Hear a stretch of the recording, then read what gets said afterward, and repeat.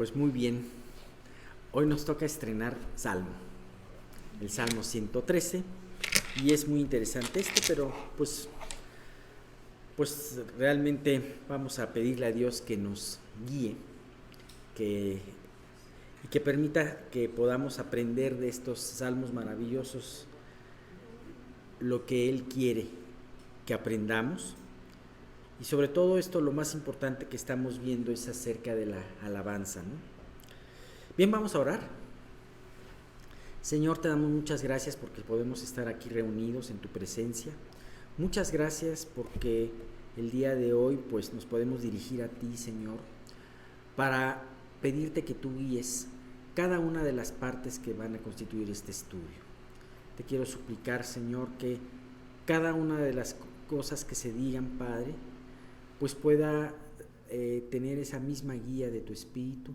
Y sobre todo, Señor, tú sabes qué es lo que necesitamos escuchar, cómo lo necesitamos escuchar. Te queremos pedir que ante todo no hagamos oídos sordos.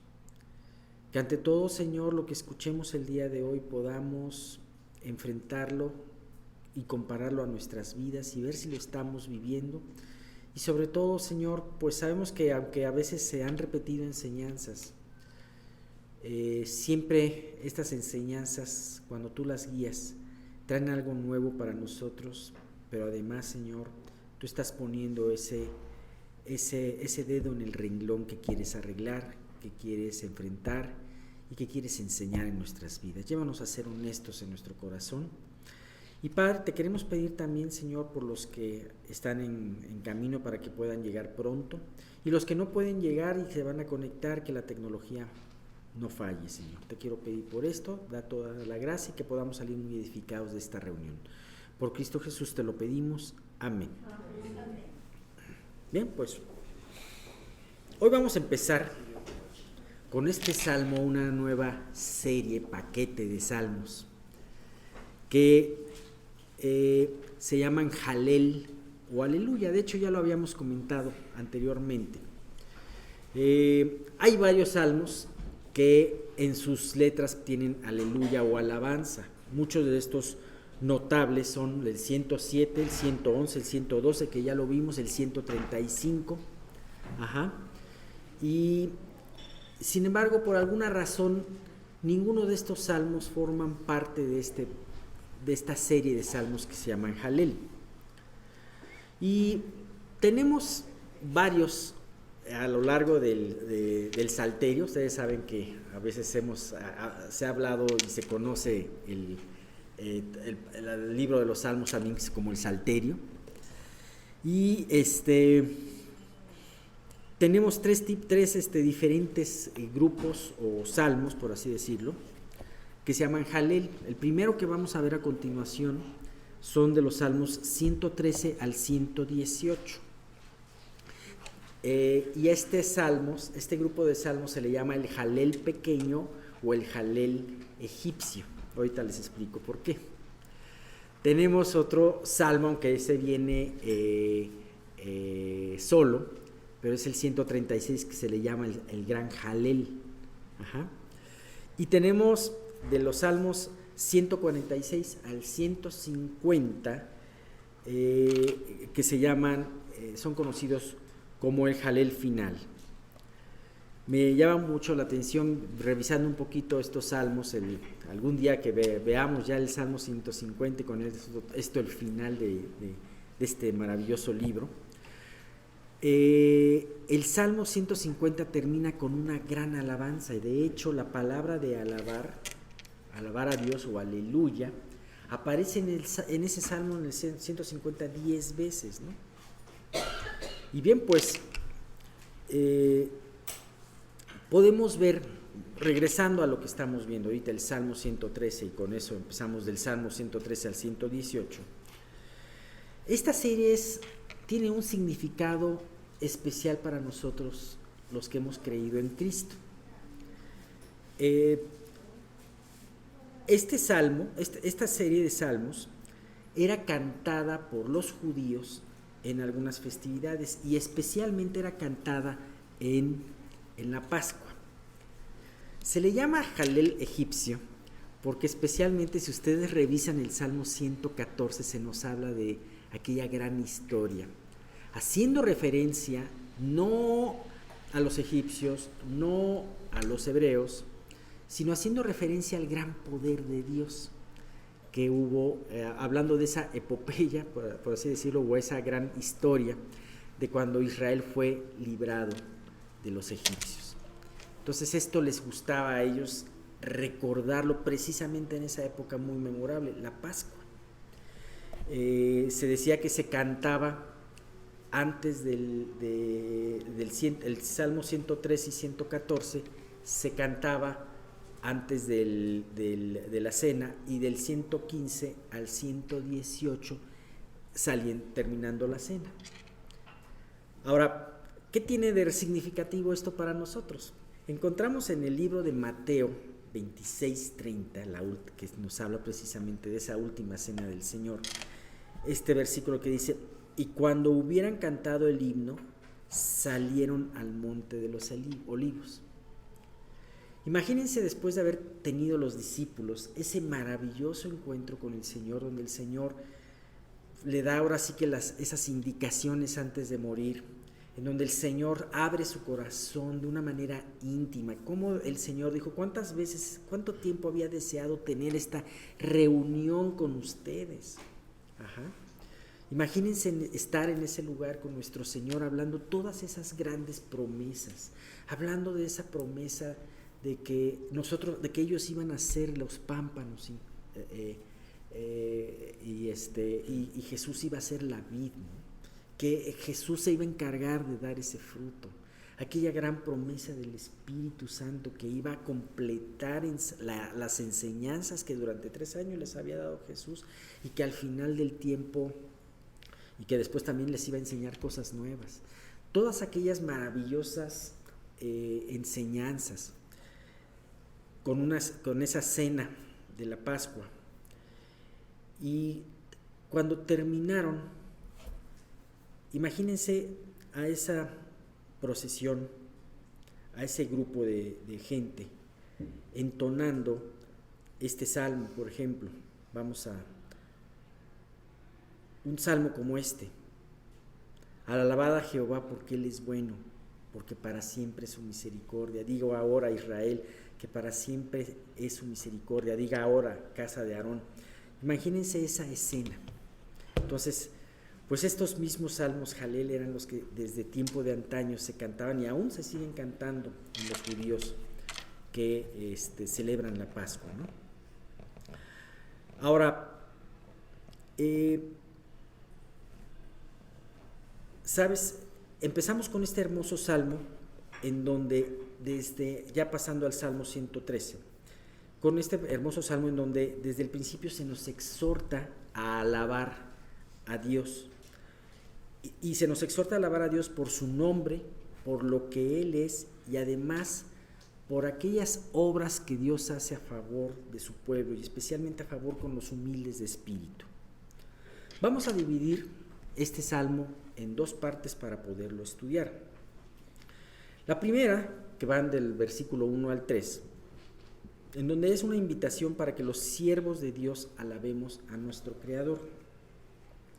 Y la segunda, que viene de los versículos 4 al 9, en donde se nos expresan las bendiciones que vienen por alabar a un Dios todopoderoso, completamente santo, pero que sin embargo inclina sus oídos para escucharnos. Vamos a leerlo primeramente de los versículos 1 al 3, si quieren poner ahí sus Biblias. Aleluya, alabad, siervos de Jehová, alabad el nombre de Jehová. Sea el nombre de Jehová bendito, desde ahora y para siempre, desde el nacimiento del sol hasta donde se pone, sea alabado el nombre de Jehová. Definitivamente vamos a encontrar, es curioso, pero encontramos que este es el tercer salmo consecutivo que hablamos de una alabanza y que empieza con aleluya. Y de alguna manera vamos a encontrar en el resto de nuestro camino de aquí al final muchos salmos de alabanza.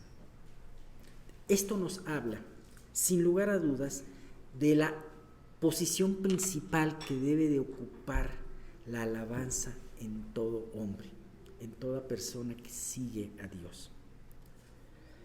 Definitivamente, el llevar a analizar este salmo nos va a llevar a que Dios quiere que la alabanza ocupe un lugar primordial en nuestra iglesia, en nuestros devocionales personales y en general en nuestra vida. Es impresionante, si yo le pregunto aquí a cada uno de ustedes a quién le gusta o a quién no le gusta la música, bueno, van a decir, depende de qué música, ¿no? Pero definitivamente, ¿quién de nosotros no escucha música? No nos deleitamos a escuchar la buena música, no nos deleitamos en escuchar. Entonces, es impresionante esa característica que Dios nos hizo personas que podíamos reaccionar a un estímulo musical y que nuestro cerebro trabaja con la música. Y bueno, podemos ver también que Dios es un Dios musical, es un Dios que ha inventado todas esas reglas tan complicadas de la música y que las ha inventado y las ha creado para deleite nuestro. Pero que lo principal motivo que Dios inventó la música fue precisamente para que formara parte de esa alabanza. Entonces, pues es algo hermoso lo que Dios tiene a través de eso, ¿no? Estuve leyendo un comentario y estuve leyendo esa parte que hace poco Miguel comentaba en el estudio de la santidad acerca del llamamiento de Isaías, que está en el libro, en el capítulo 6 de Isaías. Y ahí habla de algo muy importante acerca de la alabanza. Podemos ver, por ejemplo, en Isaías 6 del 1 al 2, esta parte, ¿no? Dice: en el año que murió el rey Usías, vi yo al Señor sentado sobre un trono alto y sublime, y sus faldas llenaban el templo. Por encima de él había serafines, cada uno tenía 6 alas. Con 2 cubrían sus rostros, con 2 cubrían sus pies y con 2 volaban. Bien, estamos hablando de un salmo que nos habla de alabanza. Y creo que es muy importante que podamos entender por qué es tan importante la alabanza y qué lugar debe de tomar la alabanza en nuestras vidas. Y nada mejor que ver precisamente una imagen del trono de Dios. Imagínate el trono, un trono suntuoso, que ni siquiera el mejor de los tronos que en la tierra, ni siquiera el trono de 12 gradas del rey Salomón se podía comparar a este magnífico trono. Pero además, un trono que está alto y sublime, en donde el que estaba sentado en el trono con su gran vestimenta, con sus faldas, llenaba el templo. Y alrededor de él, estos seres, los serafines, que de hecho es el único lugar en donde se habla de los serafines en la Biblia, o sea, les da ese nombre a estos seres celestiales que estaban alabando a Dios. Y de repente cuando escuchas todas estas descripciones de estos seres, dices, pero es que son seres que tienen 6 alas cada uno. ¿Por qué tienen 6 alas cada uno?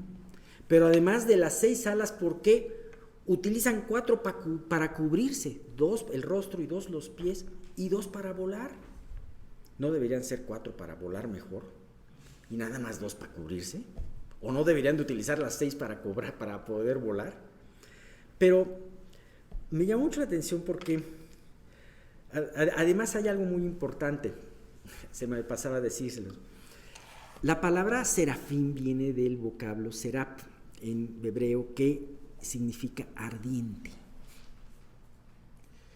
Podríamos pensar, aunque hay muchas hay algunas diferencias de opinión, que estos seres podrían ser los mismos que aquellos seres que vio Ezequiel en el río Quebar.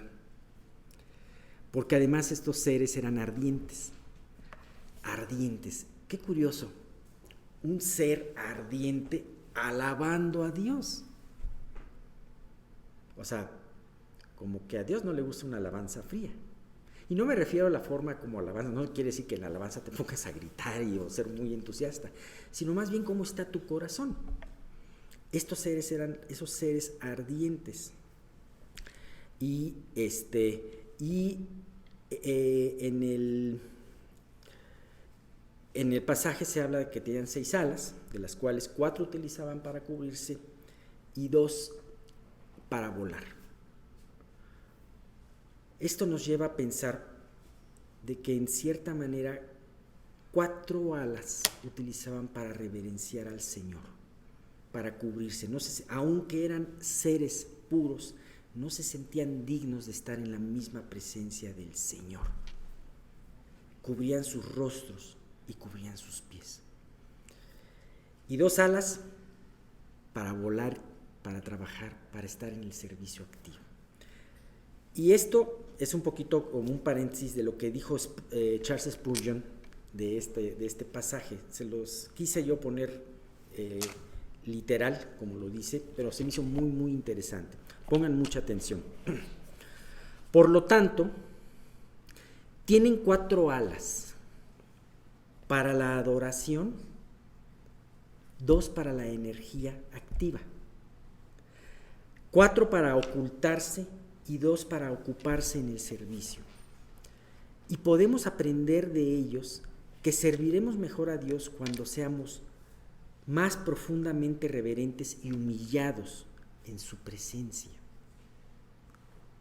La veneración debe de estar en mayor proporción que el vigor. La adoración debe de exceder a la actividad. Así como María a los pies de Jesús era preferida a Marta y su gran servicio, la reverencia sagrada debe ocupar el primer lugar y el servicio enérgico debe seguir a su debido tiempo. Y es un principio que conocemos desde hace mucho tiempo. Primero, Dios quiere que eres delante de Él, o mejor dicho, que es Dios también delante de ti, para poderle servir a este gran rey. Primero debes de pasar tiempo con ese gran rey. ¿A qué viene todo esto? Finalmente hemos hablado del trono de Isaías, de que vio Isaías, pero esto no serviría nada en nuestras vidas dejando el trono en el tercer cielo. Qué bueno, que el trono se quede en el tercer cielo. No, ¿sabes qué?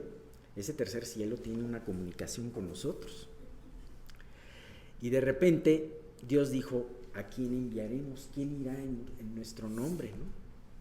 Había una comunicación y había palabras para que le escuchara precisamente el humano labio de inmundos en medio de un pueblo de labios inmundos. Y había esa comunicación para que Isaías pudiera decir y podía responder. Entonces aquí me impresiona porque dice, ok, ¿qué nos dice todo esto de los querubines? ¿Qué nos dice de esa actividad que tenían los querubines? ¿Cómo debemos de analizar de los serafines? Esto nos dice que es necesario analizar nuestra vida, encontrar cómo nos estamos conduciendo en nuestra relación con Dios. ¿Cómo estamos siendo en el exterior? Pensamos que a lo mejor estamos cumpliendo con lo que Dios nos dice, vamos a la iglesia, vamos, hacemos todas nuestras obligaciones, pero ¿cómo estamos siendo en nuestra alabanza interior, en nuestra vida interior delante de Él? ¿Cómo estamos pidiendo en nuestra oración? Cada uno de nosotros tenemos necesidades específicas, cosas que nos preocupan, peticiones que tenemos que hacer. Y de hecho, esas necesidades Jesús nos exhortó a pedir por ellas. Un aspecto muy importante en la vida de todo hijo de Dios es depender en todo de Dios, así como para satisfacer sus necesidades, así como también para poder ser rescatado de sus pruebas y poder ser utilizado en su reino. Sin embargo, muchas veces nos concentramos mucho en nuestras peticiones y empezamos a ver nuestros problemas presentes de una manera muy grande y dejamos a un lado el aspecto más importante de nuestra fe, que es esa alabanza producida por la gratitud de una vida redimida. Entonces, muchas veces nuestras oraciones se cargan más con nuestras necesidades que con acciones de gracias, por las liberaciones y por las provisiones hechas. Nos acordamos más de aquellas cosas que nos hacen falta y que aún Dios nos provee, que en esa preciosa realidad de que hemos sido redimidos por nuestro Salvador. ¿Eres de los cristianos que cargas a los demás con peticiones o de aquellos que con alegría y agradecimiento proclama el poder de Dios? No estoy diciendo que esté de malo decir, oye, tengo esta situación, ¿pudieras orar por mí? Eso es algo que tenemos que hacer. Pero muchas veces podemos cargar más en ese aspecto de nuestra vida y menos en un reconocer o el agradecer o el proclamar un agradecimiento a Dios delante de los demás. ¿Sabes? Es muy importante esto. También esto habla específicamente de que nuestra adoración, de acuerdo a lo que estamos estudiando en este pasaje, debe de ocupar más espacio que nuestro actuar para Dios. Si tú quieres hacer la obra para Dios, bien, o sea, si tú tienes eso en tu corazón o esto Dios te está utilizando para algo, adelante. Sin embargo, tú debes de poner esa alabanza y ese reconocimiento de Dios por delante. Si tan solo actuáramos en nuestra vida atendiendo a la causa de Dios, no crecería nuestra fe, sino crecería nuestro orgullo. Ve, mucha gente está orgullosa de lo que hace en un bien, en el nombre de Dios por los demás. Sin embargo, muestra poca humildad sabiendo que Dios es el que hace eso a través de él, ¿no? Y sabes que por eso es muy importante la alabanza en nuestra vida. No erremos, la adoración siempre nos llevará a ser humildes delante de Dios. La adoración nos lleva a depositar nuestras coronas a los pies de nuestro amado pastor. Y ese es un punto muy importante. Para terminar, diré 3 versículos. Y todo lo que hacéis, sea de palabra o de hecho, hacedlo todo en el nombre del Señor Jesús, dando gracias a Dios Padre por medio de él. Y lo dice, perseverad en la oración, velando en ella con acción de gracias. Y finalmente, 1 Tesalonicenses 5:18, dad gracias en todo, porque esta es la voluntad de Dios para con vosotros en Cristo Jesús. Pues bien, lo siguiente que vamos a ver va a ser ¿por qué los siervos? Y por qué tenemos que dirigir esta alabanza a su nombre, ¿no? Vamos a dar un pequeño espacio. A partir de este domingo, en algunos domingos, vamos a oír algunos testimonios en forma breve para que vayamos conociendo la historia de cada quien, pero también afirmándonos nosotros. Yo les voy a pedir a todos que vayan preparando su testimonio, se les va a ir pidiendo secuencialmente, más o menos en un término de 10 minutos, y recuerden brevemente cómo fue su vida antes de Cristo. Muy claro debe ser que expresen el momento en que Dios los llamó y después brevemente lo que Dios ha hecho en sus vidas. Entonces vamos a pedirle a doña Lucha que pase por acá, por favor.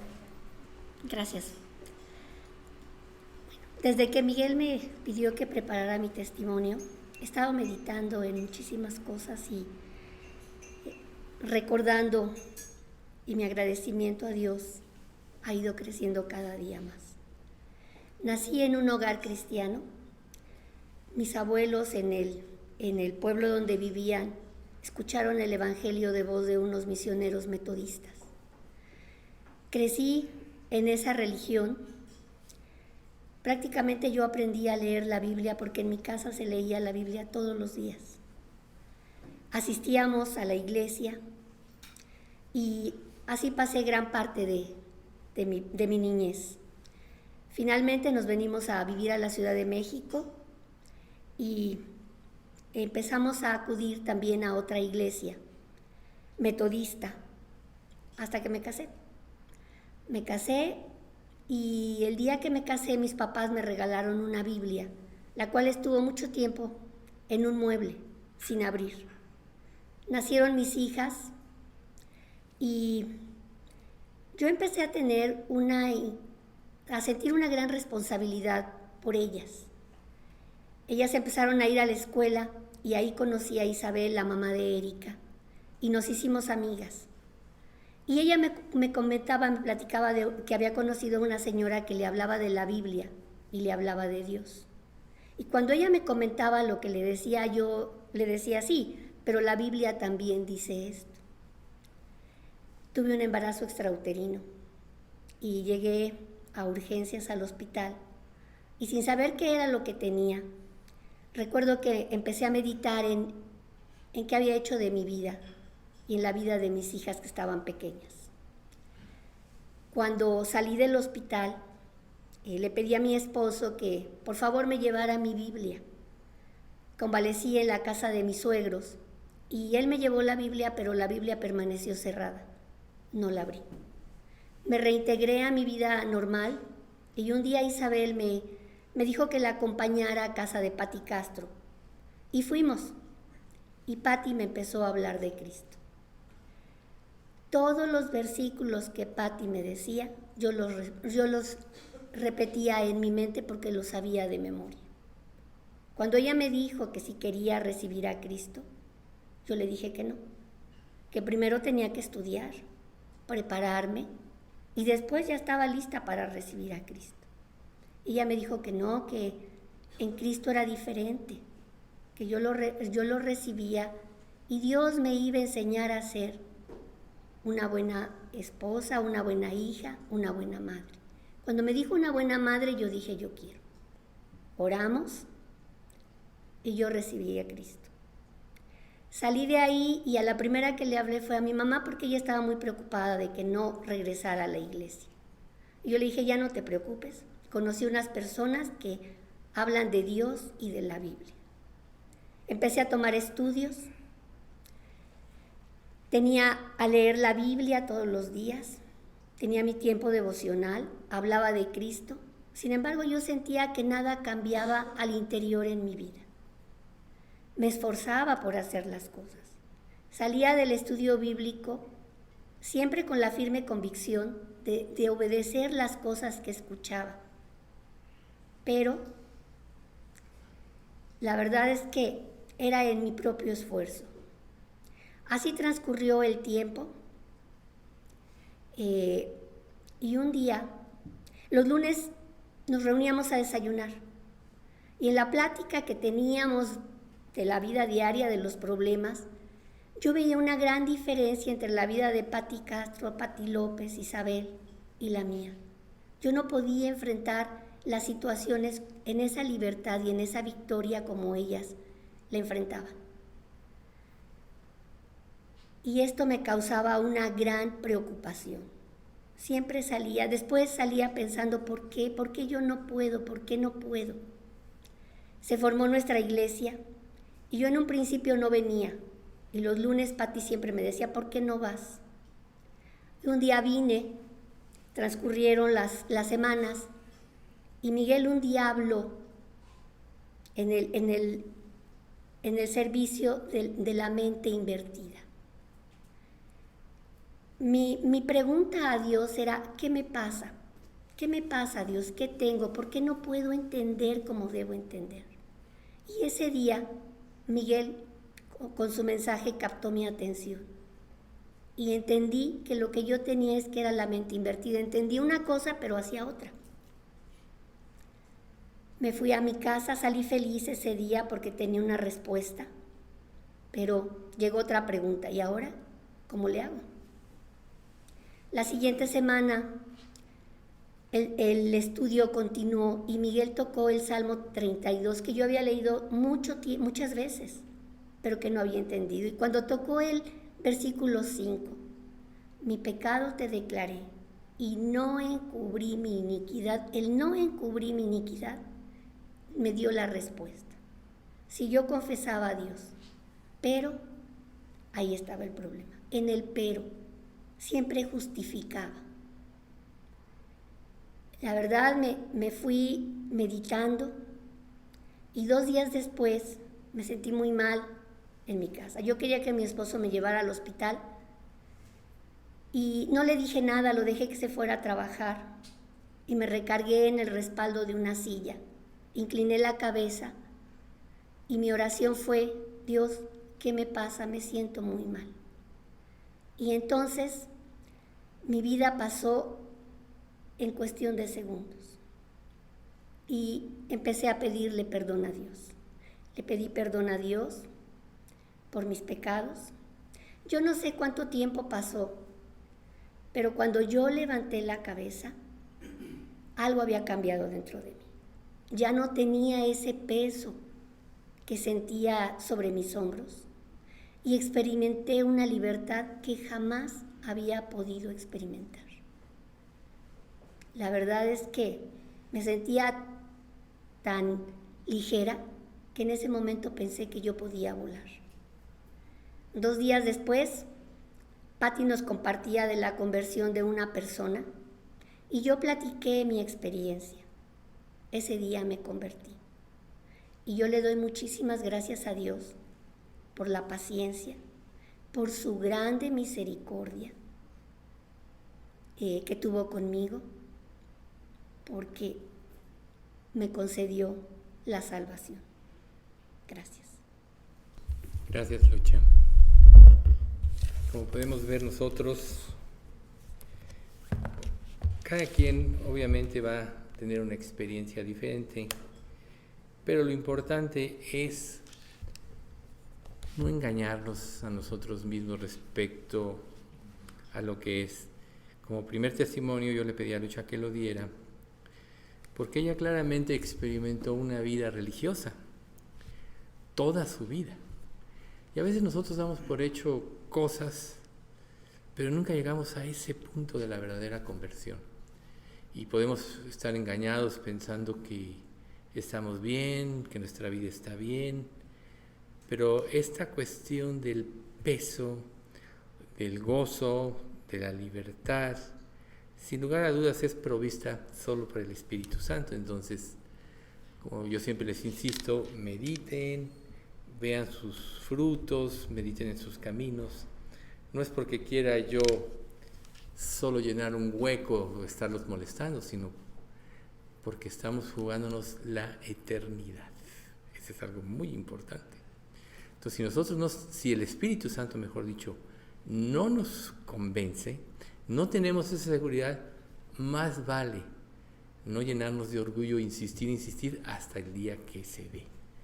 Y claro, el llamamiento procede de Dios, quien convence es Dios a través de su Espíritu Santo, quien nos da la convicción, la obra es de Dios, pero de nuestra parte la honestidad es muy, muy importante. Entonces, bueno, yo, como les decía hace un momento, vayan preparando, les va a servir a ustedes para ordenar sus ideas y secuencialmente yo les voy a ir diciendo con anticipación a quién le vamos a pedir que lo vaya dando. No os voy a sorprender así, hoy es domingo y no, con un tiempo para que preparen su corazón, porque esto pues, requiere de análisis, meditación. Yo le dije a Lucha le dijimos hace un tiempo, ¿verdad? Unas 2-3 semanas o algo así, que le dio tiempo. Entonces yo les digo, vayan ordenando, si tienen computadora mejor, porque ahí van estructurando, si no, en un cuadernito, pero les va a ayudar a ustedes mismos. Mi experiencia es que muchos no tienen esa experiencia clara, y como la salvación es un proceso, como dice Efesios 3, ¿no? Que para que habite Cristo por la fe en vuestros corazones, pero a veces hay un proceso, y la misma Escritura dice, ahorita se me fue de la mente el pasaje, pero dice que es un proceso hasta que llega la verdadera conversión. Entonces eso es lo importante aquí, nacer en una familia cristiana, etcétera, y luego aún tomar estudios, que fue por muchos años. Ella lo dijo breve, pero fue por muchos años que ella tomó estudios y no tenía esa claridad. Entonces, nada de eso da una garantía, sino el momento de la humillación ante Dios. Yo siempre les digo, es entre tú y Dios. Muchas personas que les testifico y ponen excusas, digo, esto es entre tú y Dios. Bueno, vamos a continuar con nuestro estudio de la santidad. Y para hacer una pequeña introducción, a mí me gustaría mencionarles algo muy importante. Todo creyente, como les decía, tiene un proceso que se da a partir de la conversión. Esta es una relación que se va perfeccionando, motivo de nuestra unión con Cristo. O sea, nosotros sin Cristo estamos muertos en nuestra relación con Dios. No hay comunicación, no hay posibilidad de cambio, pero a partir de que Dios nos da la vida eterna, cuando nosotros nos convertimos, dejamos de padecer porque somos declarados en la conversión no culpables.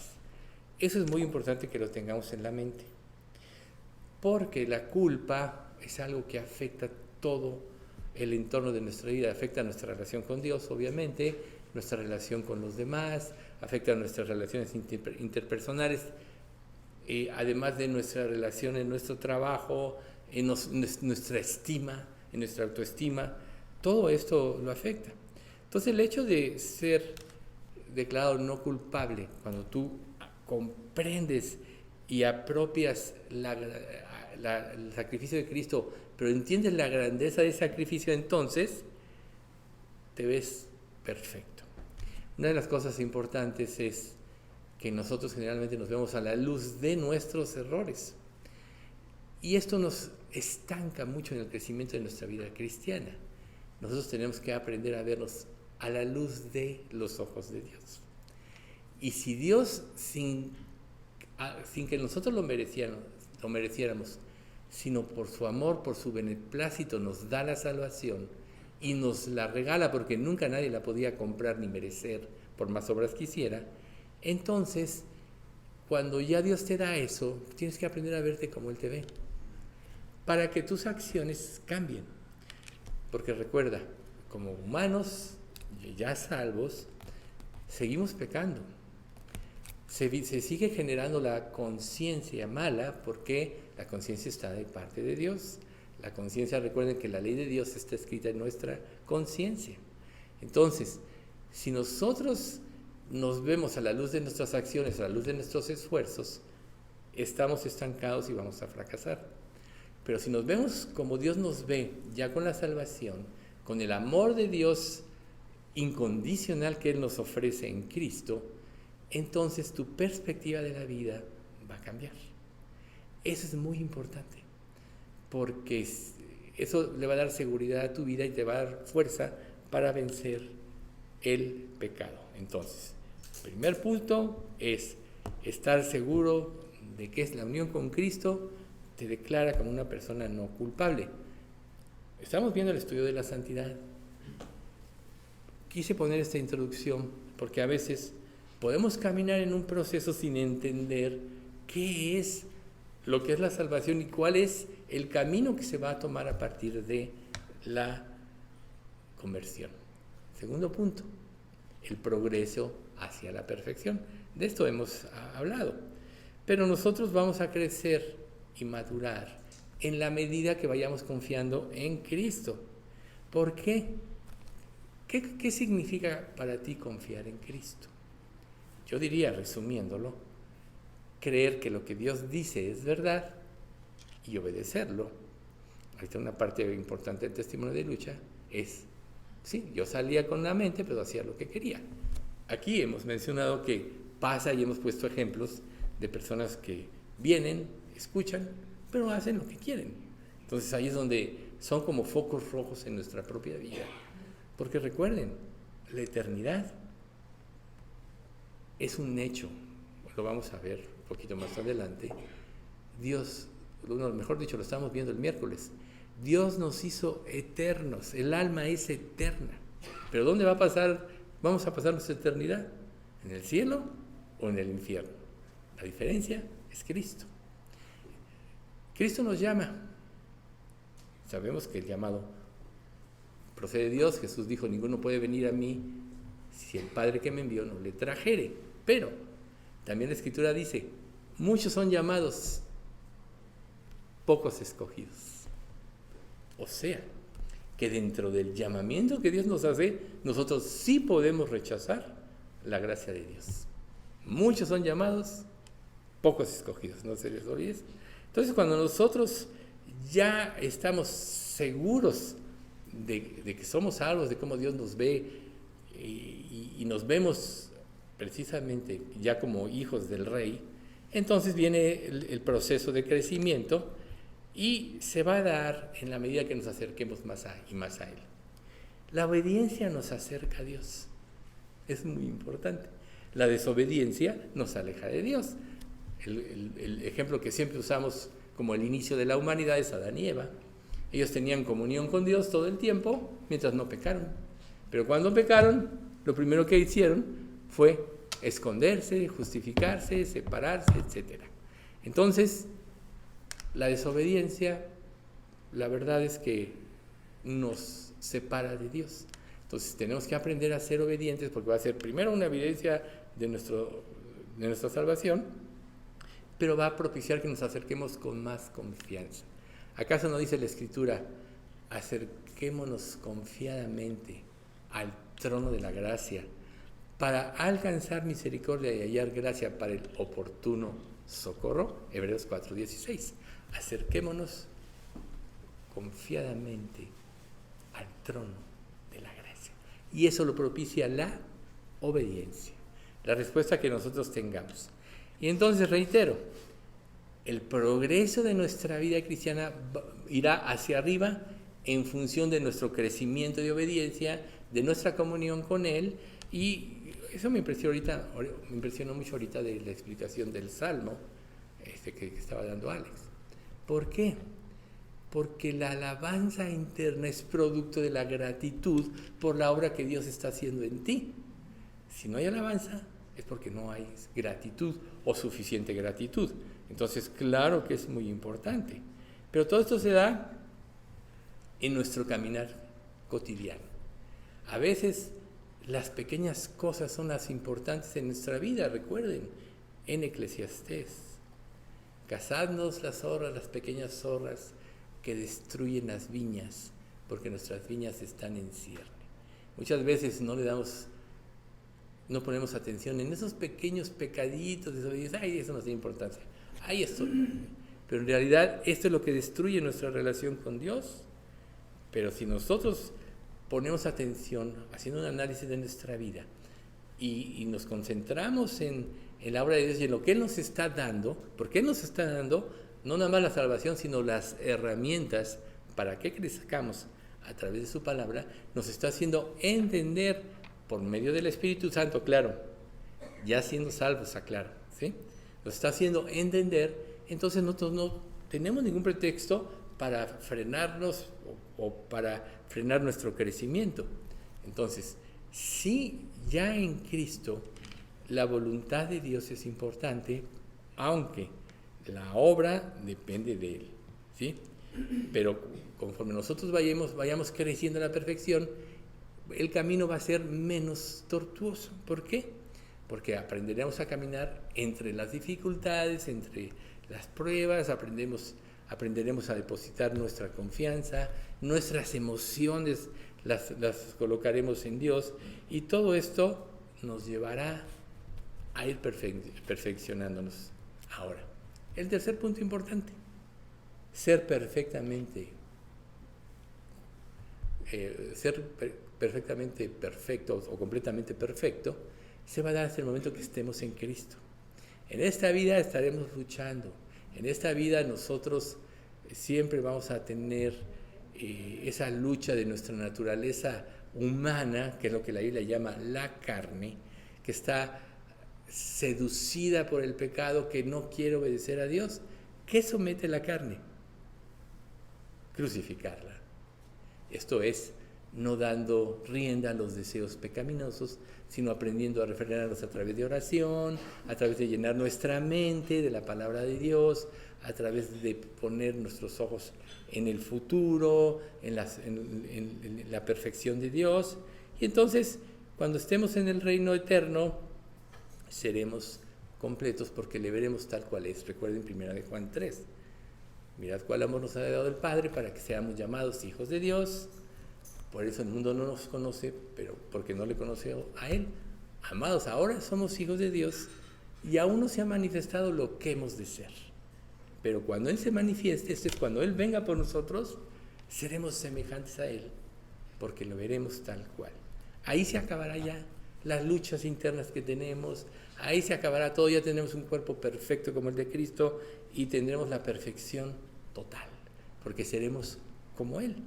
Pero si Dios determinó las cosas de esta manera, es precisamente para que nosotros, fase por fase de nuestra vida, vayamos avanzando con la mira y la esperanza de que un día todo esto se acabará y un día seremos como Cristo. Recuerden, Filipenses 1:6, el que comenzó en vosotros la buena obra, la perfeccionará hasta el día de Cristo. O sea que nosotros tenemos que confiar en que la perfección proviene de Dios, pero si tú decides, si lees la Biblia, ahí está el punto importante, tú decides si obedeces. Ahora, ¿de dónde va a surgir esa fuerza si nuestra naturaleza humana no quiere? Del poder del Espíritu Santo. ¿Y cómo va a surgir? Dependiendo de Él, ir a Él, reconocer, acudir. Entonces, me arrepentí, me sigo arrepintiendo. Creí, sigo creyendo. Todos somos imperfectos, solo Jesús es perfecto. Pero mientras más parecidos seamos a Jesús, más perfectos seremos. Y dicho esto, porque si estamos nosotros analizando varios aspectos de lo que es la perfección de Dios, y aquí estamos viendo el trauma de la perfección, porque estar en la presencia de Dios siempre nos va a poner en evidencia lo que somos. Entonces era importante saber cómo es el proceso. Primero la conversión y aprender a verte como Dios te ve, después el camino de la perfección, reitero, con la esperanza de que un día estaremos en su presencia. Y recuerden lo que dice Romanos 5, y la esperanza no avergüenza, porque el amor de Dios ha sido derramado en nuestros corazones por el Espíritu Santo que nos fue dado. Por tanto, la confianza en el amor de Dios es lo que nos da la esperanza cierta de a dónde vamos. Y si tú tienes una esperanza cierta de a dónde vas, entonces vas a caminar con seguridad en tu vida. Pero ¿qué pasa si no sabes si realmente Dios está contigo o no está contigo? ¿Cómo sabes? No va a haber una esperanza cierta. Por tanto, por más que te esfuerces, que va a ser la tercera parte que vamos a ver de este estudio más adelante, no vas a poder. Por más que cumplas, no vas a poder, o que quieras cumplir. Y ese era el caso de los fariseos. Pero eso lo vamos a estudiar después. Ahorita vamos a ver un segundo episodio. Recuerden ustedes, la vez pasada vimos Jesús les dice, pasen al otro lado del mar de Galilea, y se suscita la tormenta, y ya analizamos nosotros todo lo que pasó en la mente de Pedro, de los discípulos, como en un sentido se enojaron por dentro, y que no nos estás cuidando, etc. Y aquí hay un siguiente episodio, precisamente, que es muy parecido pero diferente. Este está en Lucas, y habla precisamente de lo que pasa cuando es el lago de Genesaret. Aquí lo mencionan, Lucas lo menciona como el lago de Genesaret, pero realmente es el mismo mar de Galilea, ¿sí? Es el mismo mar de Galilea, o sea que la escena se vuelve a dar aquí, aunque aquí no hubo una tormenta. Jesús, recuerden, muchas veces no podía hablar libremente porque la gente quería tocarlo, apretaban. Recuerden a aquella mujer que dice que tiene el flujo de sangre. Dice, si lo tocara, y Jesús dice, la gente, ¿quién me tocó? Pero Señor, si todos te están apretujando, ¿no? ¿quién me tocó? Porque él supo que había salido de él poder sanador. Pero así, a veces Jesús no podía ni predicar. Entonces, precisamente, estando él empezando a predicar, se sube a la barca y le dice a Pedro, boga, echa un poco para atrás la barca para que haya un poquito de agua y la gente no venga y yo pueda hablar, ¿no? Y en realidad, pues bueno, Pedro lo hace. Ahorita vamos a ver qué había pasado con Pedro y sus compañeros, pero vamos a ver el pasaje de este contexto, que es Lucas 5, del 1 al 7. Dice así: cierto día, mientras Jesús predicaba en la orilla del mar de Galilea, grandes multitudes se abalanzaban sobre él para escuchar la palabra de Dios. Jesús notó 2 barcas vacías en la orilla, porque los pescadores las habían dejado mientras lavaban sus redes. Al subir a una de las barcas, Jesús le pidió a Simón, el dueño de la barca, que le empujara al agua. Luego se sentó en la barca y desde ahí enseñaba a las multitudes. Cuando terminó de hablar, le dijo a Simón: ahora ve a las aguas más profundas y echas tus redes para pescar. Maestro, respondió Simón, hemos trabajado mucho durante toda la noche y no hemos pescado nada, pero si tú lo dices, echaré las redes nuevamente. Y una vez las redes, que las redes se llenaron de tantos peces que comenzaron a romperse, él gritó de auxilio y atrajo a los compañeros de la otra barca, y pronto las 2 barcas estaban llenas de peces y al punto de hundirse. Entonces aquí nosotros vemos una situación diferente, pero parecida en el mismo sentido. Los pescadores, o sea, Pedro, Juan y todos ellos, habían estado tratando de pescar toda la noche y no hubo pesca. Entonces llegan a la orilla y pues tienen que lavar, remendar las redes, porque imagínense, un agujerito hace que se salga toda la pesca. Siempre tienen que estar revisadas, remendadas. Pero imagínate, muchos de nosotros, yo creo que a todos nos ha pasado, que pasamos una mala noche. Y cuando pasamos una mala noche, a otros más frecuente, les pasa, ¿cómo es tu día? Es totalmente diferente. Te sientes mal, te sientes apesadumbrado, ves las cosas diferentes. Entonces, bueno, Jesús estaba predicando, él le pide a Pedro. Ya sabemos que ellos ya habían seguido a Jesús, recuerden, Juan el Bautista es de los que les dice, ¿quién es el Mesías? Le dice, el que ustedes ven, y van, Andrés llama a Pedro, luego llaman a Bartolomé, bueno, que era, ¿cómo se llama? Bartolomé era, ¿ven? No, Bartolomé era el que estaba debajo del árbol, se me fue el nombre. Natanael fue Bartolomé después uno de los apóstoles. Pero llama a Natanael, toda esa situación, ¿no? Entonces ellos ya seguían a Jesús, ya habían visto el agua convertirse en vino, ya habían visto muchos milagros, aún de atravesar el lago donde Jesús estaba durmiendo, pero estaban sin dormir. Entonces, bueno, ok, Señor, yo te sigo, te voy a obedecer. Jesús hace para atrás la barca. ¿Qué pasa en la mente ahí de ellos? ¿Ustedes creen que no se querían ir a dormir? ¿No habían dormido? Entonces decir, bueno, me duermo un ratito, quizá al rato salgo en la tarde a volver a pescar, me repongo. Pero habían decidido seguir a Jesús, y Jesús no siempre nos da una situación cómoda. A veces nos lleva a hacer, o mejor dicho, frecuentemente nos lleva a hacer cosas que no queremos hacer, que nuestra naturaleza humana, que siempre tiende a la comodidad, no siempre quiere obedecer lo que Dios le dice, ¿no? Entonces estaba cansado, estaba frustrado, había estado, reitero, pescando toda la noche sin éxito, había sido terrible. Entonces, aparte de todo su malestar físico, la frustración, ¿no? Todo eso estaba pasando en él.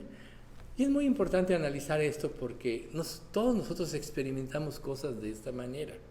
O sea, ¿cómo vas tú a adorar a Dios si estás cansado, si las cosas no te salieron mal, si estás apesadumbrado, ¿no? O si tienes metas en tu vida que Dios te muestra que están en desacuerdo conforme a sus principios. Todo eso trae un shock en nuestra vida. Y a veces, como humanos, hasta quisiéramos botar todo, ¿no?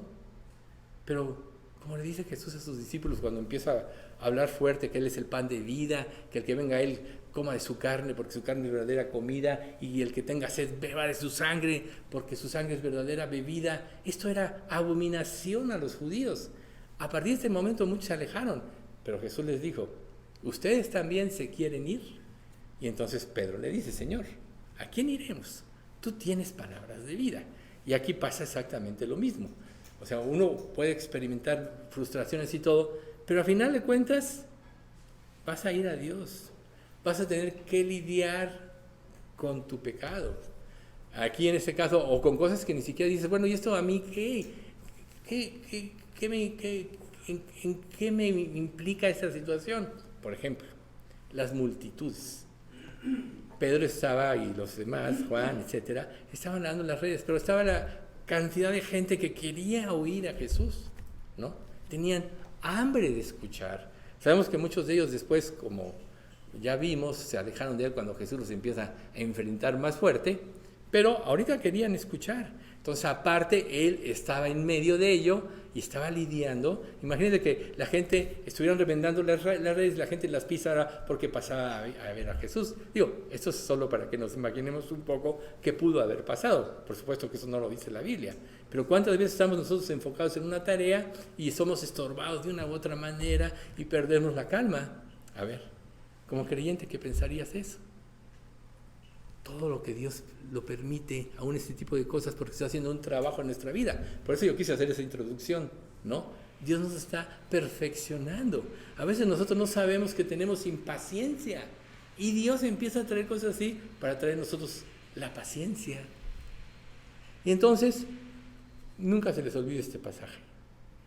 No le atribuyas a Dios despropósito alguno. Nada en tu vida pasa por casualidad.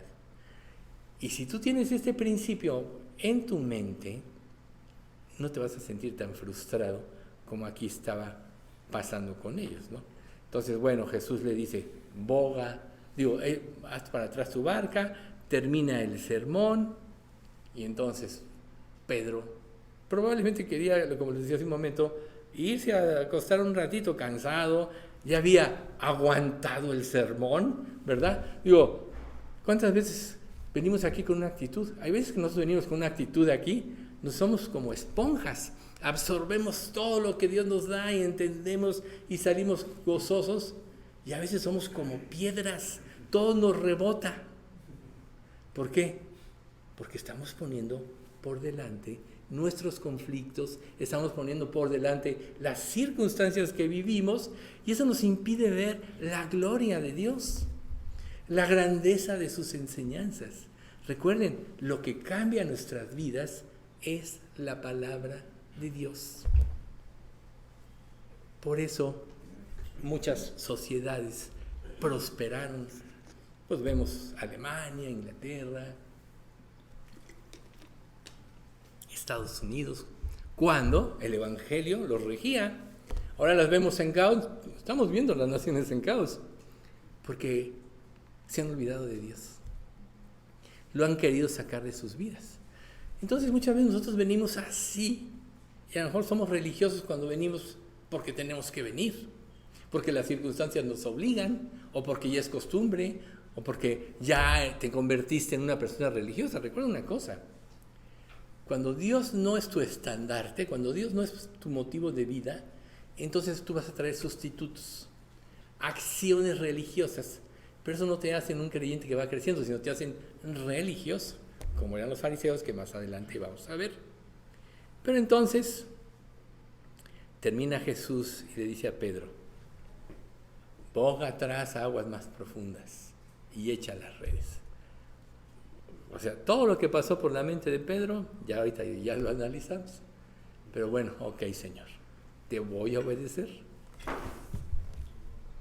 ¿De qué forma obedeces a Dios? ¿Tú crees que una obediencia a algo que Él te pide de mala gana te vale algo? Cuando tú haces las cosas por fuerza, por obligación, por religiosidad, por costumbre, ¿tú crees que te vale algo? No te vale nada. Recuerden, lo que a Dios le importa, se los voy a decir con un pasaje. Al corazón contrito y humillado no despreciarás tú, oh Dios. Esa es la manera con que tenemos que venir aquí. Esa es la manera que tenemos la forma que tenemos que haber en nuestra mente cuando leemos la Biblia. Un corazón deseoso de oír y escuchar la voz de Dios, porque tú sabes que la palabra es el único medio que puede transformar tu mente, que quita la dureza del corazón, que te da una esperanza de vida, y eso te cambia la vida. Una persona que tiene una verdadera esperanza de vida, las circunstancias de la vida no le afectan. Si tú como creyente sabes lo que dice la palabra, 1 de Juan 5, y esa es la esperanza, que Dios nos ha dado vida eterna, y esta vida está en su Hijo. El que tiene al Hijo, tiene la vida. El que no tiene al Hijo de Dios, no tiene la vida. Ahí está la diferencia. Si tú ya tienes la vida eterna, primero que nada, ya triunfaste en este mundo. Lo demás es un proceso de santificación. Pero si tú no tienes realmente una relación con Dios, entonces todo te va a traer un peso. Y si la vida te trae un peso, ¿cuánto más te trae un peso la palabra de Dios? Si no puedes cumplir la ley mosaica, los 10 mandamientos, ¿cómo vas a poder cumplir la ley de la gracia, que todavía es superior? Nosotros ya sabemos que nadie puede cumplir la ley mosaica, pero nosotros sabemos que la ley de la gracia cumple la ley mosaica porque el fundamento de ello es el amor. Tú vas a cumplir la ley solo por amor a Cristo, por gratitud a lo que Él ha hecho por ti. Entonces imagínate que no seas verdaderamente salvo. ¿Cómo vas a tener gratitud de algo que no tienes? Pues entonces nada más eres religioso. Porque si piensas que es de una manera y no es porque no has tenido ese momento, y ahí la importancia de los testimonios, entonces, ¿cómo puedes tener gratitud de un regalo que no has recibido? Y además un regalo inmerecido, que Dios, por su gracia, te da. Tan solo la salvación era para que nunca más en nuestra vida tuviéramos un conflicto con Dios. Porque todo se lo debemos a Él. Lo vamos a ver un poco más a fondo en el estudio del miércoles. Todo se lo debemos a Él. Si tú lo crees, por delante de ti va a estar la gratitud. Y la gratitud te va a llevar a apropiar ese amor inmerecido y ese amor te va a llevar a actuar correctamente. Por eso es que el cumplimiento en Cristo Jesús, ni la circuncisión vale algo, ni la incircuncisión, sino la fe que obra por el amor. O sea, no importa si cumpliste la ley, la circuncisión, o si eres un gentil, la incircuncisión, y hacías lo que bien te parecía. En Cristo no vale nada de lo que tú fuiste antes, ni tus logros personales, ni tu posición social, ni lo que tengas, nada vale en Cristo. Vale la fe que obra por el amor. ¿Ya ven la importancia de poder ser verdaderamente salvo? ¿Cómo vas a apropiar un amor de algo que no has recibido? ¿Cómo puedes dar algo que no tienes? Por eso es que el cristianismo tiene tan mal testimonio ahora en este mundo y se va corrompiendo. Porque la gente habla de lo que no tiene. Solo son palabras. Bla, bla, bla. Palabras sin sentido, huecas. Y los incrédulos lo saben. Lo saben. Saben cuando tú eres un mentiroso. Saben cuando ellos podrán rechazar a Cristo, pero saben cuando tú no eres honesto, sabes cuando tú no estás viviendo, cuando tus convicciones no amparan, o lo que dices tener convicciones no van en concordancia con la vida que llevas. Y eso los endurece, porque piensan, este Cristo no funciona. Porque si cambiara tu vida de esencia, funcionaría. Pero cuando tú mencionas el nombre de Cristo, es como si le dijeras a todo el mundo, fijen su atención en mí, porque el mundo incrédulo va a buscar en ti áreas de error para justificar su pecado. Entonces se vuelve algo muy difícil. Todo creyente sabe que el verdadero testimonio Dios lo produce. No debemos de preocuparnos tanto por eso. Nuestra preocupación debe ser vivir para Cristo, ¿verdad? Entonces, bueno, todas esas actitudes, todo esto, pero Jesús le dice, echa las redes. Y Pedro, volvemos a insistir en eso porque es importante, Maestro, respondió Simón, hemos trabajado mucho durante toda la noche y no hemos pescado nada.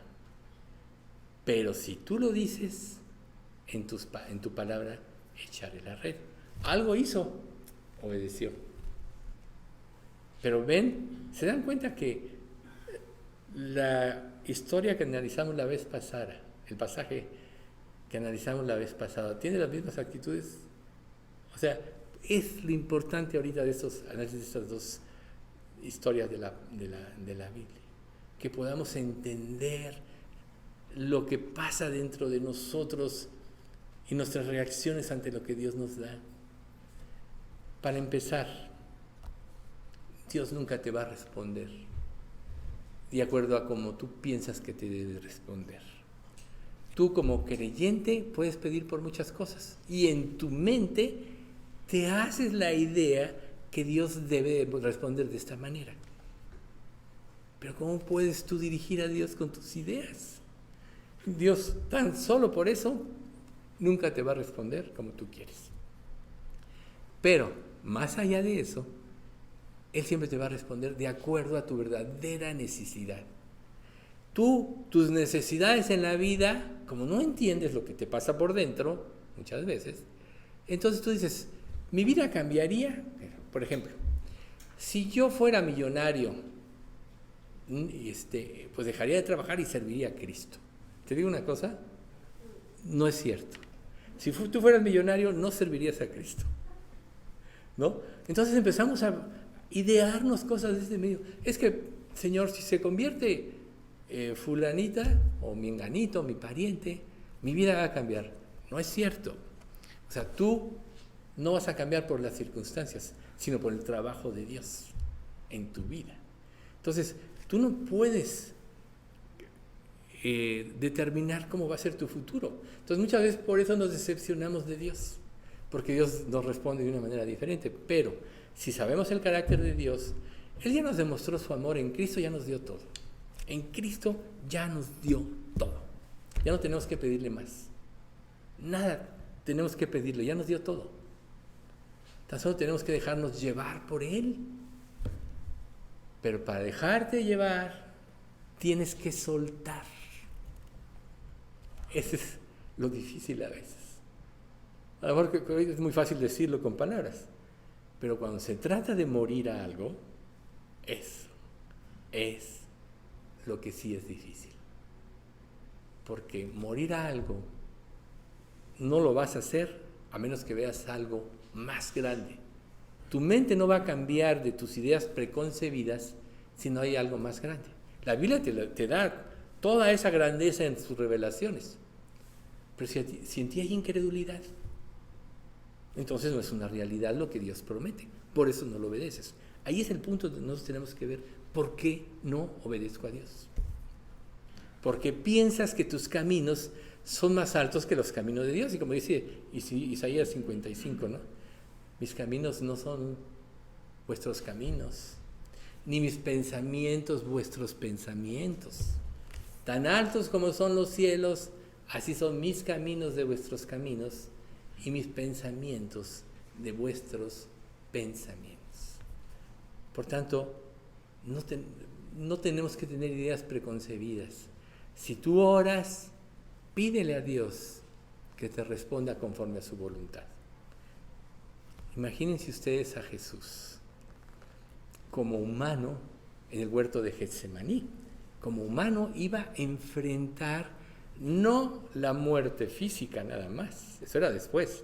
Antes iba a pagar el infierno de todos aquellos que creyeran en Él o que iban a creer en Él.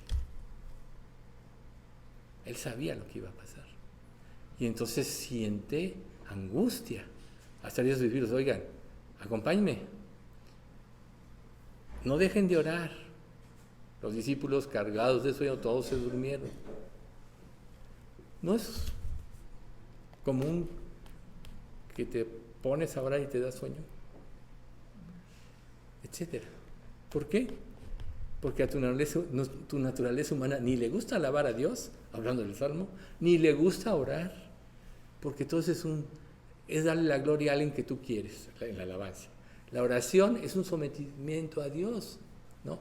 Vive Dios, que ante mí se doblará toda rodilla y toda lengua confesará a Dios. Un día en el infierno, a unos incrédulos que se van a ir al infierno, van a tener que reconocer que Jesús es el Señor, antes de ir al infierno.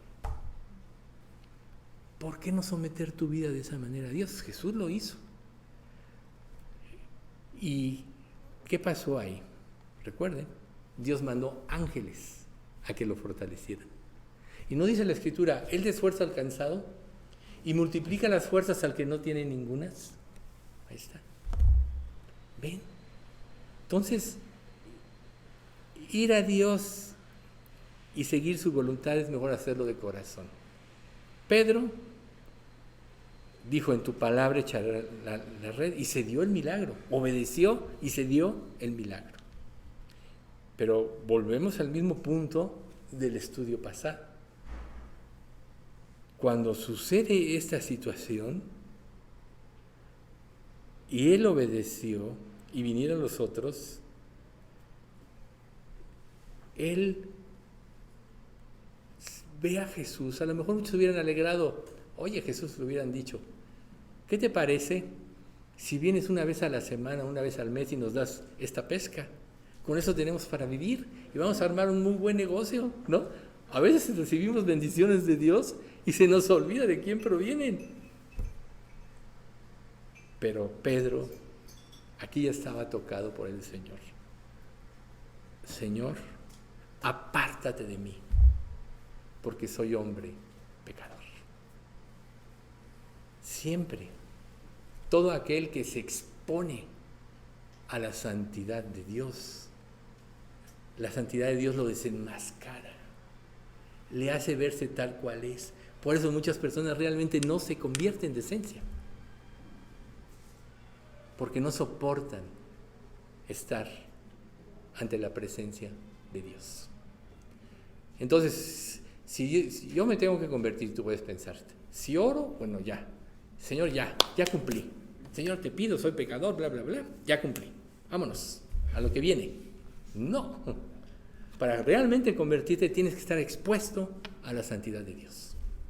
Y aquí vemos el resultado de una verdadera exposición. No la cuestión del negocio, sino Dios, que Pedro dijo, apártate de mí. Como vimos la vez pasada, Job también. De oídas te había oído, mas ahora mis ojos te ven, por tanto me aborrezco y me arrepiento. Tú no te vas a convertir si no te ves a la luz de la santidad de Dios, porque no vas a poder reconocer tu pecado de esencia. No vas a poder. Si no te enfrentas a un Dios santo. Pedro, volvemos al punto, ¿tenía de qué gloriarse como pescador? Claro.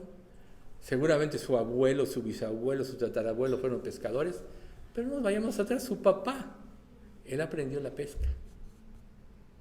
Y era pescador de toda su vida. ¿Tenía experiencia? Claro que sí. ¿Estuvo pescando toda la noche? Pues sí, ¿no? Hay un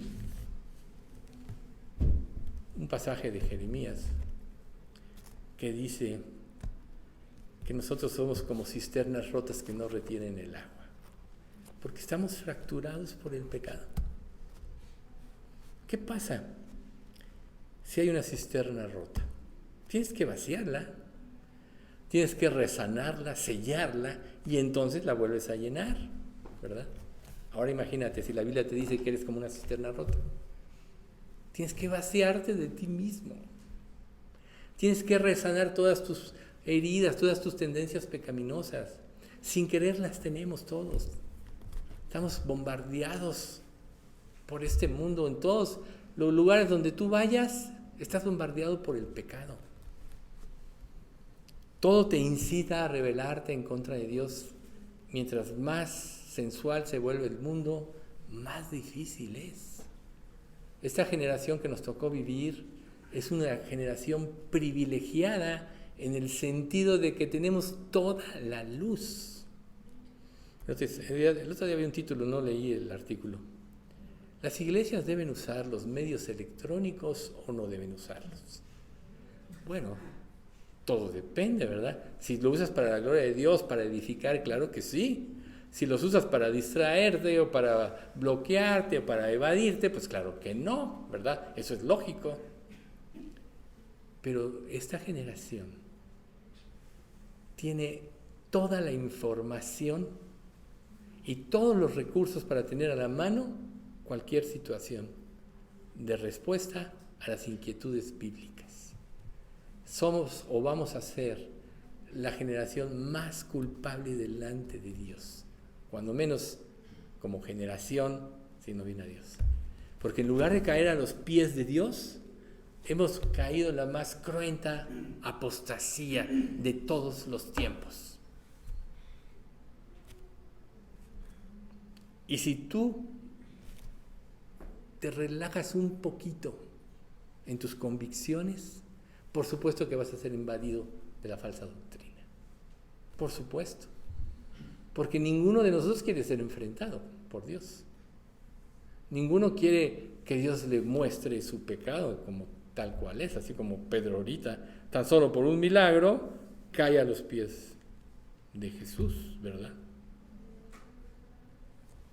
Imagínense ustedes, no nomás Pedro, todos los discípulos, viéndose unos a otros, pero como siempre, el impulsivo, el Pedro, el emocional, fue el que lo confesó primero como Jesús, pero al ratito Dios le dijo, quítate delante de mí, Satanás. Fue el que lo negó más adelante, era el más emocional, pero también fue el primero que dijo, apártate de mí porque soy hombre pecador. Obviamente, era una persona sensible, impulsiva y todo eso. Y claro, nosotros vemos en sus dos cartas cómo Dios lo cambió. Pero aún en Gálatas, ¿acaso no lo regañó Pablo? ¿O lo tuvo que confrontar, mejor dicho? Ese regaño. Si tú siendo judío vives como los gentiles, ¿por qué obligas a los gentiles para judaizar? Pablo le tuvo que decir, nosotros, ninguno como judío pudo ser salvo por las leyes. Sabemos que no hubo nada que hubiéramos hacer o merecer de cumplir para obtener la salvación. Entonces, ¿por qué te dejas arrastrar por la hipocresía de estos que vienen aquí? ¿Cuántas veces no nos dejamos arrastrar por la hipocresía de otros? Pero solo esto pasa porque no tenemos firmes nuestras convicciones. Cualquier pecado en cualquier forma o expresión que tú toleres, mina tus convicciones. Y muchos van a decir, dura palabra es esta. ¿Quién la puede oír? Claro que sí. La palabra es dura porque siempre te va a enfrentar a tu pecado. Pero nosotros vemos, como en el episodio pasado, que Jesús no se puso a alegar. Solo dijo, al mar cálmate, enmudece y los vientos. Aquí no se enrolló en los pensamientos de todos. Echa atrás y echa las redes. Y se dio el milagro. Así es la fe. se dan las cosas en forma milagrosa. No sé por qué tenemos tantos problemas nosotros para creer. ¿Se dan cuenta entonces que el problema está aquí? ¿En qué te cambia la mente? Nosotros también, teniendo en derredor nuestro tan grande nube de testigos, despojémonos de todo peso y del pecado que nos asedia y corramos con paciencia la carrera que tenemos por delante, puestos los ojos en Jesús, el autor y consumador de la fe, el cual por el gozo puesto delante de él sufrió la cruz y menospreció el oprobio. Romanos 8, 1 y 2. Ahí está. Eso te va a quitar los rollos de la mente. Todo lo demás te va a llevar a enrollarte. Entonces, Pedro reaccionó. ¿Cómo reaccionas tú ante esto? Siempre ese tipo de cuestionamientos no son para que los respondas ahorita, sino para que te vayas a tu casa y empieces a meditar en todas estas enseñanzas. A veces tienes que digerirlas, ¿verdad? Entonces, apártate de mí porque soy hombre pecador. Pero tenemos otra escena donde, nada más como ilustración, donde Jesús camina sobre las aguas y todos se asustan porque creen que es un fantasma. Y Pedro, el mismo Pedro, Señor, si eres tú, ordena que vaya a ti, ven. Y empieza a caminar sobre las aguas contra todo pronóstico. Viento, aguas, mar, olas. Y mientras tuvo fe, caminó. Esas son las circunstancias de la vida. Pero cuando vio las circunstancias, dudó y se empezó a hundir. Gracias a Dios por la actitud de Jesús, que extiende la mano y le dice, hombre de poca fe, ¿por qué dudaste? ¿Se dan ustedes cuenta? Es la fe. Es la fe. Y la fe es un don. Todo aquel que se convirtió fue porque Dios le dio el don de la fe. Todo aquel que se arrepintió es porque Dios le dio el don del arrepentimiento. Como hijo de Dios, ya estás del otro lado. Y ahí está la introducción. Tenemos que aprender a vernos como Dios nos ve, perfectos. Porque eso te va a dar seguridad para caminar en la vida y creer lo que Dios te dice. Sin fe es imposible agradar a Dios, porque es necesario que el que se acerca a Dios crea que le hay. Hebreos 11:6. Entonces, ¿cómo podemos pensar que estamos agradando a Dios si no le creemos? Ahora, ¿qué es creerle? Pues Santiago te lo dice. Tú dices que tienes fe sin obras. Yo te voy a demostrar por mis obras mi fe. Tú puedes decir, no, hombre, soy una persona de gran fe, pero si no tienes obras, tu fe es hueca, es un engaño, está vacía. La evidencia de la fe es la transformación de tu vida.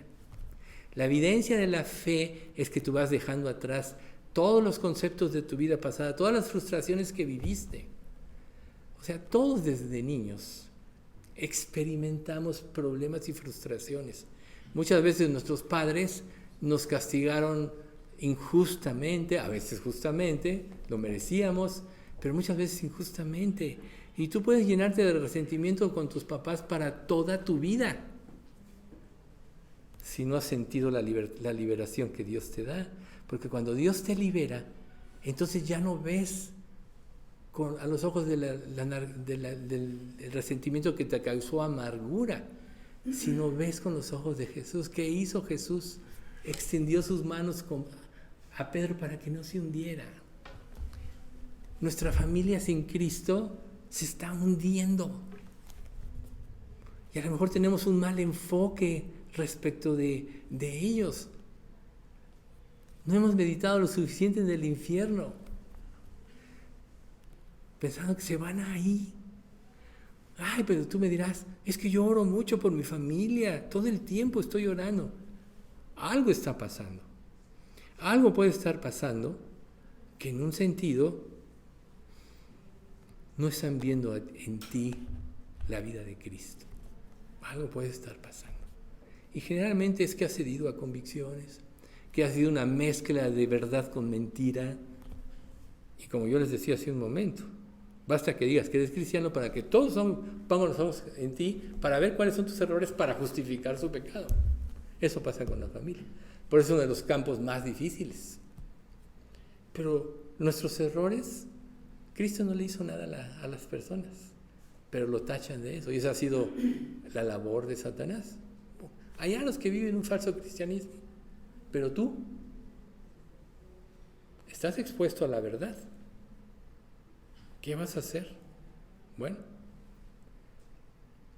Pedro cayó de rodillas ante Jesús y lo adoró.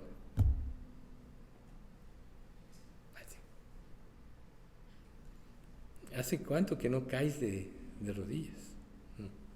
Entonces volvemos a otros aspectos. Ya vimos el de la mujer del flujo de sangre. Vemos al endemoniado gadareno, por ejemplo. Tuvo la voluntad de ir a Jesús. Jesús lo llamó. Todos le oían porque trataron de someterlo. ¿Y qué pasaba? Los salían golpeados y afrentados. Imagínense, una legión de demonios, la fuerza que este hombre tenía, la capacidad de hacer el mal. Sin embargo, dentro de esa posesión, obviamente, los demonios no querían ir. Pero Jesús lo llamó. Y fue.